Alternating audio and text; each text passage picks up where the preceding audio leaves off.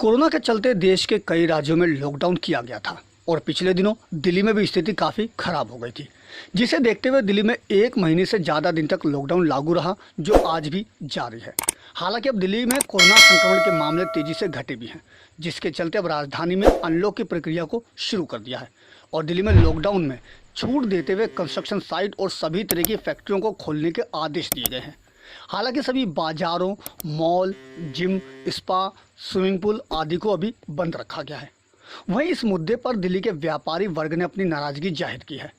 दिल्ली के रोहिणी स्थित अवंतिका मार्केट के दुकानदारों और मार्केट एसोसिएशन के पदाधिकारियों ने कहा कि मार्केट को बंद करने के सरकार के इस निर्णय का हम विरोध करते हैं और दिल्ली की केजरीवाल सरकार का बाजारों को बंद रखने का फैसला पूरी तरह से समझ से परे है। दिल्ली सरकार अब दिल्ली के व्यापारियों और दुकानदारों के साथ सौतेला व्यवहार कर रही है और फैक्ट्रियों में काम करने के लिए रॉ मटेरियल से लेकर उसमें बनने वाले सामान को खरीदने और बेचने के लिए बाजारों की ज़रूरत तो पड़ेगी ही। और जब मार्केट बंद है तो ऐसे में फैक्ट्री के लिए कच्चा माल कैसे मिलेगा और तैयार माल कहाँ बिकेगा। देखो साहब, ये जो खोलने की बात है, ये सिवाय बेवकूफ़ बनाने वाला काम है। ये खोलना नहीं होता। खोलना था तो पूरी मार्केट में जब पूरी कैट ने, दिल्ली के व्यापारियों ने दिल्ली के सीएम को एक निवेदन किया था कि क्यों ना हम दुकानें बंद कर दें, और उस लॉकडाउन में पूरा सहयोग हमारा उसमें रहा है। आज खोलने की बात है, जबकि केस भी घट गए हैं। दिल्ली में बहुत कम केस हैं, हिंदुस्तान में कम हो रहे हैं। तो आज अगर इन्होंने इस प्रकार का मामला कोई भी स्टेप लेना था तो कम से कम व्यापारियों से बैठ के बात करते और दुकानें खोलना चाहिए। चाहे उसमें टाइम बाउंड करते, चाहे OD1 करते, चाहे उसमें 4 घंटे का समय देते, लेकिन मार्केट खुलनी चाहिए। जिन व्यापारियों के जो किराएदार हैं, आज उन किराएदारों के बारे में पूछ के देखो कि आज किराएदार भी हैं, स्टाफ का खर्चा भी है और दुकानें खोली नहीं जा रही हैं।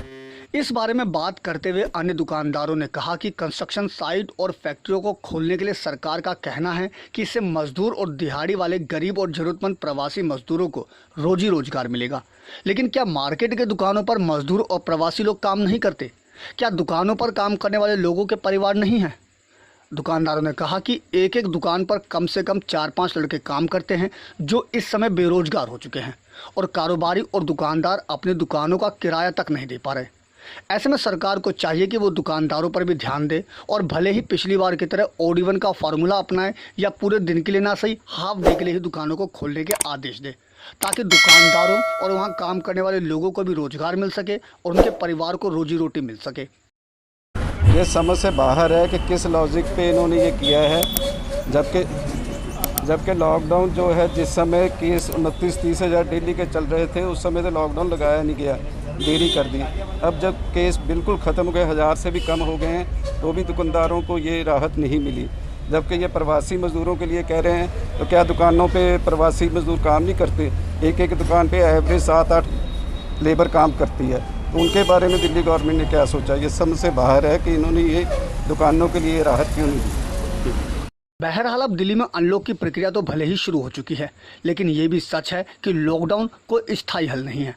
शायद इसी का परिणाम है कि दिल्ली में जिस तरीके से छूट देते हुए केवल उद्योग जगत और कंस्ट्रक्शन साइट को राहत दी गई और मार्केट को बंद रखा गया है, इससे मार्केट के दुकानदारों और व्यापारी वर्ग में दिल्ली सरकार के प्रति काफ़ी रोष देखने को मिल रहा है और इसी को लेकर सभी लोग नाराज़ हैं और दिल्ली सरकार से जल्द मार्केट को खोलने की भी मांग कर रहे हैं। दिल्ली से अपने सहयोगी अनुज झा के साथ अजीत कुमार की रिपोर्ट, हम वतन टीवी।